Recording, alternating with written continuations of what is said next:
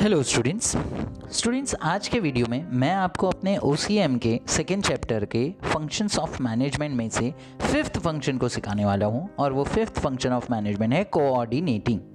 अब कोऑर्डिनेटिंग क्या होता है स्टूडेंट्स, आप भी जानते हैं कोऑर्डिनेशन का मतलब क्या, कि जब हम एक दूसरे के साथ मिलकर अपने एक्टिविटीज़ को कंडक्ट करें, एक दूसरे को हेल्प करें, एक दूसरे को सपोर्ट करें और अपने काम को आगे बढ़ाएं, तो उसे कहा जाता है कि हम एक दूसरे के साथ कॉर्डियल रिलेशनशिप कर रहे हैं, यानी एक दूसरे के साथ बेटर कोऑर्डिनेशन मेंटेन कर रहे हैं। तो यहाँ पर भी वही दिया है हम लोगों को। अगर आप उसके मीनिंग पार्ट को देखोगे तो आप समझ जाओगे। फर्स्ट लाइन में बोला coordination between different functions and all levels of employee is the essence of organisation.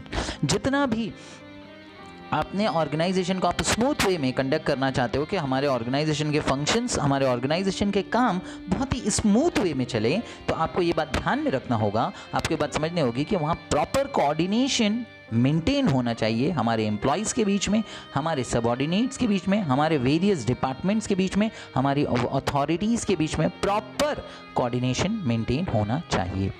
It is an integration of different activities which is essential for their smooth flow। मतलब जितना अच्छा आप कोऑर्डिनेशन रखोगे उतना ही ज़रूरी हो जाएगा आपके ऑर्गेनाइजेशन में स्मूथ फ्लो होना। अगर हम आगे बढ़ें स्टूडेंट्स, तो आगे पार्ट में हमें दिया है it establishes harmony among all the activities of an organization in achieving desired goal. इस कोऑर्डिनेटिंग के फंक्शन से एक अच्छा हार्मनी रिलेशन मेंटेन होगा ऑर्गेनाइजेशन में, और उसकी मदद से जो प्री डिटरमाइंड गोल्स होते हैं उसे अचीव करना इजी हो जाए। क्योंकि आप भी जानते हैं जब भी किसी काम को कोऑर्डिनेशन के साथ, एक दूसरे के सपोर्ट के साथ किया जाए, तो उस काम को कंप्लीट करना, उस काम को पूरा करना बहुत ईजी और आसान हो जाता है। इसीलिए स्टूडेंट्स यहाँ पर हमें लास्ट लाइन में क्या दिया, देखिए coordination will not exist unless efforts are taken to achieve it. मतलब कोऑर्डिनेशन क्रिएट नहीं होगा अगर उसके लिए एफर्ट्स ना लिए जाएं, यानी हमारे मैनेजर्स को बहुत एफर्ट्स लेना पड़ता है, हमारे मैनेजरियल अथॉरिटीज़ को बहुत मेहनत करनी पड़ती है ताकि ऑर्गेनाइजेशन में प्रॉपर कोऑर्डिनेशन मेंटेन रहे, प्रॉपर कोऑर्डिनेशन बना रहे। आगे बढ़े स्टूडेंट्स, तो पैराग्राफ में आप देखेंगे coordination is the integration and synchronisation of the efforts of a group so as to provide unity of action for organisational goal. It is a hidden force which binds all other functions of management. यानी students, coordination वो function है जो hidden है, जो दिखता नहीं है, लेकिन ये फंक्शन बाकी सारे के सारे अदर फंक्शंस की हेल्प करता है और सारे फंक्शंस को जोड़ के रखते हैं। क्योंकि जितने अच्छा कोऑर्डिनेशन होगा किसी भी ऑर्गेनाइजेशन, किसी भी इंस्टीट्यूट में, जितना अच्छा कोऑर्डिनेशन होगा उतना ही हम कह सकते हैं कि उस ऑर्गेनाइजेशन में स्मूथ फ्लो में वर्क किया जाए। अब स्टूडेंट्स आगे बढ़ें तो डेफिनेशंस है, यहाँ पर बहुत सारे हैं, 3 डेफिनेशन है। मैं आपके लिए जो डेफिनेशन ले रहा हूँ वो सेकेंड वाला है, जो मुझे ज़्यादा बेटर लग रहा है आप लोगों के लिए, और वो दिया है हेनरी फियोल ने। और वो क्या कहते हैं कोऑर्डिनेशन के बारे में, ही सेड टू कोऑर्डिनेट, यानी कोऑर्डिनेट करना, to coordinate is to harmonise all the activities of a concern to facilitate its working and its success. यानी स्टूडेंट्स, कोऑर्डिनेशन वो प्रोसेस है जहां आप हार्मोनाइज करते हो, यानी गुड रिलेशंस मेंटेन करते हो अपने ऑल एक्टिविटीज को कंडक्ट करने के लिए। और जब आप प्रॉपर कोऑर्डिनेशन से काम करते हो तो फिर जो एम्स हैं, जो ऑब्जेक्ट हैं, वो इजीली अचीव किए जा सकते हैं और सक्सेस हासिल की जा सकती है। तो ये तो डेफिनेशन था हेनरी फ्योल का। अब आगे बढ़ जाएं स्टूडेंट्स, तो हमारे पास यहाँ पर है इंपॉर्टेंस ऑफ कोऑर्डिनेटिंग और कोऑर्डिनेशन। बहुत सारे इंपॉर्टेंस हैं, अब एक एक करके हम कोऑर्डिनेशन के इंपॉर्टेंस डिस्कस करते हैं। सबसे पहला जो इंपॉर्टेंस यहाँ दिया है कोऑर्डिनेटिंग फंक्शन में वो है encourages team spirit. Encourages team spirit, इसका मतलब कोऑर्डिनेशन वो फंक्शन है जिसकी मदद से हम अपने ऑर्गेनाइजेशन के जो एम्प्लॉयज़ हैं, जो वर्कर्स हैं, इनको टुगेदर कर सकते हैं, यानी इनको करीब ला सकते हैं। और जब हम इन्हें करीब लाएंगे, इनके बीच में प्रॉपर कोऑर्डिनेशन बन जाएगा, कॉर्डियल रिलेशन हो जाएगा, तो फिर ऑर्गेनाइजेशन के सारे वर्कर्स, एम्प्लॉयज़ एक टीम बनकर अपने काम को करेंगे। और जब वो टीम बनकर अपने काम को करेंगे तो देन हम कह सकते हैं कि हमारी ऑर्गेनाइजेशन बेटर वे में और अपने ऑर्गेनाइजेशनल टास्क को अचीव कर सकती है। इसीलिए यहाँ पर लास्ट लाइन में दिया है it increases the team spirit at work place. यानी कोऑर्डिनेशन फंक्शन वो है जिससे टीम स्पिरिट बढ़ती है वर्क प्लेस पर, यानी हमारे ऑर्गेनाइजेशन में, क्योंकि सारे लोग मिलजुल कर, यानी सारे एम्प्लॉयज़, इंडिविजुअल्स, अलग अलग डिपार्टमेंट्स एम्प्लॉयर एम्प्लॉय सब लोग एक दूसरे को कोऑर्डिनेट और सपोर्ट करते हैं और फिर उनकी एक्टिविटीज़ कंडक्ट करते हैं, जिसकी वजह से उनके लिए काम करना बहुत ईजी हो जाता है और सारे वर्कर्स एम्प्लॉयज़ एक टीम बनकर काम करते हैं, and that is very good, very essential. आगे बढ़े स्टूडेंट्स, तो पॉइंट नंबर 2 है यहाँ पर हमारे पास, वो है gives proper direction. Yes student, अगर प्रॉपर कोऑर्डिनेशन होगा, यानी एक दूसरे के साथ प्रॉपर रिलेशन, कॉर्डियल रिलेशन बने हुए होंगे, तो एक दूसरे के पास जो अपने को इंस्ट्रक्शन देना है, एक दूसरे से हमें जो बातें शेयर करनी है, यानी हायर अथॉरिटीज़ लोअर अथॉरिटीज़ के साथ प्रॉपरली उसे शेयर कर पाएगी। और जब सिस्टमेटिक वे में, प्रॉपर वे में ये काम हो पाएगा, प्रॉपर डायरेक्शन उन्हें मिल जाएगा, तो यह स्टूडेंट्स हम कह सकते हैं कि प्रॉपर कोऑर्डिनेशन की वजह से प्रॉपर डायरेक्शन मिलेगा और प्रॉपर डायरेक्शन की वजह से हर काम को करना बहुत इजी और आसान हो जाएगा। तो ये तो बात हो गई सेकेंड पॉइंट की। आगे बढ़ जाता हूं मैं और लेता हूं आपके लिए थर्ड पॉइंट, जो है फैसिलिटेट्स मोटिवेशन। स्टूडेंट्स, एज आप जानते हैं कि जब प्रॉपर कोऑर्डिनेशन होगा तो हम अपने एम्प्लॉयज़ को भी मोटिवेट कर पाएंगे, एम्प्लॉयज़ में भी एक जोश आएगा काम करने का। देखिए जैसे यहाँ पे फर्स्ट लाइन में बोला है, coordination motivates the employees to take initiative while completing their assigned task. यानी अगर कोऑर्डिनेशन हो, प्रॉपरली एक दूसरे के साथ कॉर्डियल रिलेशन बना हो हमारे एम्प्लॉयज़ के बीच में, वेरियस डिपार्टमेंट के बीच में, तो वो अपने काम को करने के लिए इनिशिएटिव लेंगे और अपने काम को बेटर वे में परफॉर्म करने की कोशिश करेंगे। इसलिए सेकेंड लाइन में बोला, an effective coordination increases efficiency and results into growth and prosperity of organisation. यानी अगर आप प्रॉपरली कोऑर्डिनेशन सिस्टम को फॉलो करोगे अपने ऑर्गेनाइजेशन में, तो ये आपके ऑर्गेनाइजेशन में ग्रोथ और प्रॉस्पेरिटी लेकर के आ जाएगा। तो इसलिए हमें हमेशा याद रखना है कि कोऑर्डिनेशन प्रॉपरली मेंटेन करना चाहिए, और अगर कोऑर्डिनेशन प्रॉपर मेंटेन होगा तो श्योर हमारे एम्प्लॉयज़ मोटिवेट होंगे, और जितने ज़्यादा वो मोटिवेट होंगे उतने इनिशिएटिव लेकर वो काम करेंगे, मेहनत के साथ, जोश और लगन के साथ अपने काम को परफॉर्म करेंगे।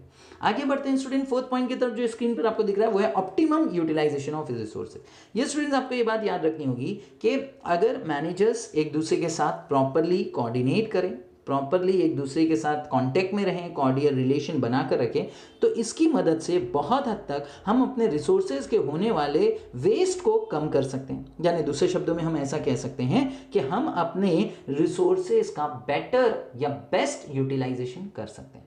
तो कोऑर्डिनेशन जरूरी है, बिना कोऑर्डिनेशन हम काम नहीं अच्छे से कर पाएंगे। तो कोऑर्डिनेशन जितना अच्छा होगा उतना बेटर, उतना अच्छा हम अपने ऑर्गेनाइजेशन को आगे बढ़ा पाएंगे और हमारे ऑर्गेनाइजेशन के रिसोर्सेज को प्रॉपरली यूज कर पाएंगे। इसीलिए देखो लास्ट लाइन में कहा student, coordination also helps to minimize the wastage of resources, yes, and control the cost of the, यानी वेस्टेज कम होगा और साथ ही साथ हम अपने वर्क को, अपने जो खर्चे हैं, जो कॉस्ट है, उन होने वाले कॉस्ट ऑफ वर्क को कंट्रोल में रख पाएंगे। तो ऑप्टिमम यूटिलाइजेशन ऑफ रिसोर्सेज मुश्किल नहीं है अगर हम प्रॉपर कोऑर्डिनेशन को फॉलो कर लें। आगे बढ़ते हैं स्टूडेंट्स और ले लेते हैं हम लोग अपने फिफ्थ पॉइंट को, और फिफ्थ पॉइंट है आपके सामने अचीव ऑर्गेनाइजेशनल ऑब्जेक्टिव्स। ये स्टूडेंट्स यहाँ पर देखिए एक्सप्लेनेशन में ही दिया है आपको, coordination leads to minimise the wastage of materials, ideal time of employees, delay in completion of target, departmental disputes etcetera to a great extent. यानी जितना अच्छा कोऑर्डिनेशन होगा, एक दूसरे के साथ जितने अच्छे रिलेशंस होंगे, एम्प्लॉयज़ का एम्प्लॉयज़ के साथ, डिपार्टमेंट्स का डिपार्टमेंट के साथ, वेरियस डिपार्टमेंट्स आपस में अच्छे से रिलेशन रखें, एम्प्लॉयज़ और वर्कर्स का और हमारे सुपरवाइजर्स का जितना अच्छा कोऑर्डिनेशन होगा उतना हम अपने जो वेस्टेजेस हैं उनको बचा लेंगे, उनको रोक लेंगे। इसीलिए यहाँ पर नेक्स्ट लाइन में दिया, it ensures smooth working of the organisation in the process of achieving the objectives of the organisation. और जब आपका प्रॉपरली कोऑर्डिनेशन सिस्टम वर्क करेगा तो फिर तो आप इजी वे में अपने ऑर्गेनाइजेशन के ऑब्जेक्टिव्स को अचीव कर लोगे। आगे बढ़े स्टूडेंट, तो 6 पॉइंट आपके सामने है इंप्रूव्स रिलेशन। स्टूडेंट्स, कोऑर्डिनेशन के बारे में कहा गया है कि कोऑर्डिनेशन वो मतलब फंक्शन है जिसकी मदद से हमारे मैनेजर्स, हमारी मैनेजरियल अथॉरिटीज़ अपने और अपने एम्प्लॉयज़ और अपने सबऑर्डिनेट्स, अपने असिस्टेंट के बीच में, अपने वेरियस डिपार्टमेंट के बीच में एक अच्छा रिलेशन इंप्रूव और डेवलप कर सकती है। ये आपको समझना पड़ेगा। तो जितना अच्छा कोऑर्डिनेशन होगा उतना बेटर रिलेशन इंप्रूव होंगे। इसलिए यहाँ पर देखिए लास्ट लाइन में क्या बोला, coordination helps the employees to build strong relation among them and achieve the given targets. Employees के बीच में अच्छा रिलेशन होगा और वो अपने टारगेट्स को इजीली अचीव कर पाएंगे। आगे बढ़े स्टूडेंट्स, तो 7 पॉइंट है leads to higher efficiency. Efficiency. Simple point है स्टूडेंट्स, जब प्रॉपर कोऑर्डिनेशन होगा तो सब लोग एफिशिएंसी वाइज काम अच्छे से करेंगे, बेटर वे में काम करेंगे। जब सब बेटर वे में और अच्छे ढंग से काम करेंगे तो यस स्टूडेंट्स, आप भी जानते हैं कि हाई एफिशिएंसी मिलेगी। हायर एफिशिएंसी सेकेंड लाइन में आपको दिया है, हायर प्रोडक्टिविटी के रूप में दिखेगी, हायर प्रॉफिटेबिलिटी कंपनी को मिलेगा, and then we can say last line में coordination leads to higher efficiency.